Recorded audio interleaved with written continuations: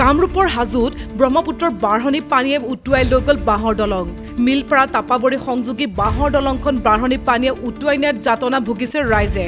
মিলপাৰাত কলাজান নদী আৰু ব্ৰহ্মপুত্ৰ খুঁটিৰ ওপৰত নিৰ্মাণ কৰা মিলপাৰা তাপাবৰী সংযোগী বাঁহৰ দলংখন বাঢ়নী পানীয়ে উটুৱাই নিয়ে ফলত 9খন গাঁৱৰ জনসাধাৰণৰ লগতে স্কুলৰ ছাত্ৰ-ছাত্ৰীৰ যাতায়াতৰ অসুবিধাৰ সৃষ্টি হয় উল্লেখ্য যে উক্ত পথত পকী দলং নিৰ্মাণৰ কাম আৰম্ভ কৰাৰ পিছত কাম নকৰাৰো গুৰুতৰ অভিযোগ হাজোৰ চৰঞ্চলৰ বানপীড়িত ৰাইজক যাতায়াতৰ ক্ষেত্ৰত চৰকাৰীভাৱে সহায় কৰাৰ বাবে কামৰূপ জিলা প্ৰশাসনক অনুৰোধ জনায় স্থানীয় ৰাইজে দিন ধৰি নেৰানেপেৰা ৰাজ্যত নেৰানেপেৰা বৰষুণৰ বাবে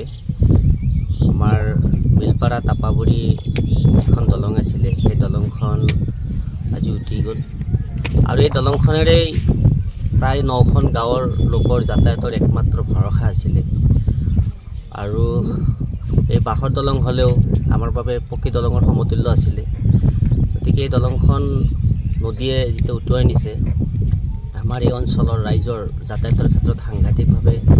অসুবিধাৰ সৃষ্টি হ'ব তাতকৈ আটাইতকৈ বিশেষভাৱে সৃষ্টি হ'ব ছাত্ৰ ছাত্ৰীৰ ক্ষেত্ৰত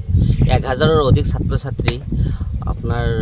আহি ৰামদিয়া কলেজ এইফালে যিখিনি শিক্ষা অনুষ্ঠান আছে তাতে অধ্যয়ন কৰে তেওঁলোকৰ ক্ষেত্ৰত সাংঘাতিকভাৱে কষ্ট হ'ব গতিকে অসম চৰকাৰে যেহেতু ইয়াত এটা পকী দলঙৰ ইতিমধ্যে চেংচন দিছে মিলপাৰা তাপাবৰী পাৰঘাটত যি কলাজল নদীৰ ওপৰত দলংখন আমি দেখিবলৈ পাইছোঁ যিগৰাকী ঠিকাদাৰে লেহেম গতিত কাম আৰম্ভ কৰিছে এতিয়া যেহেতু প্ৰতিকূল বতৰ এতিয়া সম্ভৱ নহয় পানী শুকোৱাৰ পিছত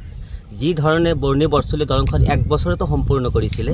ঠিক তেনেকুৱা ধৰণৰ কৰি যদি 1 বছৰত এই পকী দলংখন নিৰ্মাণ কৰি দি বৃহত্তৰ ৰাইজ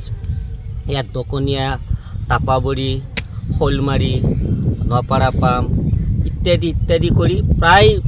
50,000 মানুহৰ জনবসতি ইয়াত 20,000ৰ অধিক মানুহ দৈনিক পাৰাপাৰ হ'ব লগা হৈছে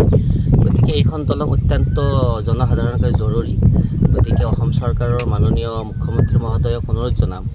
প্ৰতিকূল বতৰ শেষ হোৱাৰ পিছতে বাৰিষাৰ শেষ হোৱাৰ পিছতে যিখন পকী দলং এই পকী দলংখন যাতে অতি সোনকালে নিৰ্মাণ কৰাৰ ব্যৱস্থা দৈনিক কিমান মানুহ যাতায়াত কৰে ইয়াত আপুনি যদি লক্ষ্য কৰে য'ত 1000 গৰাকী ছাত্ৰ ছাত্ৰী পাৰ হয় তাতে 10,000ৰ অধিক মানুহ ইয়াত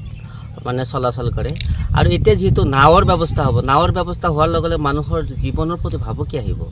আৰু আপুনি যদি চাই ব্ৰহ্মপুত্ৰৰ যি হাৰে পানী বাঢ়িছে এতিয়া বিপদৰ সময় গতিকে আমি জিলা প্ৰশাসন তথা হাজো চাৰ্কল বিষয়া মহোদয়কো অনুৰোধ জনাম যেহেতু এই চৰঞ্চলৰ মানুহখিনি সাংঘাতিকভাৱে অসুবিধাত পৰিছে ইয়াত পশুধনো সাংঘাতিকভাৱে অসুবিধাত পৰিছে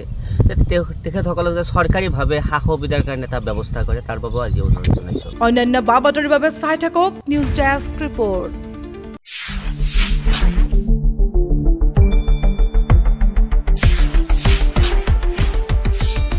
শুদ্ধ আৰু বিস্তৃত বাতৰিৰ বাবে চাই থাকক নিউজ ডেস্ক ৰিপৰ্ট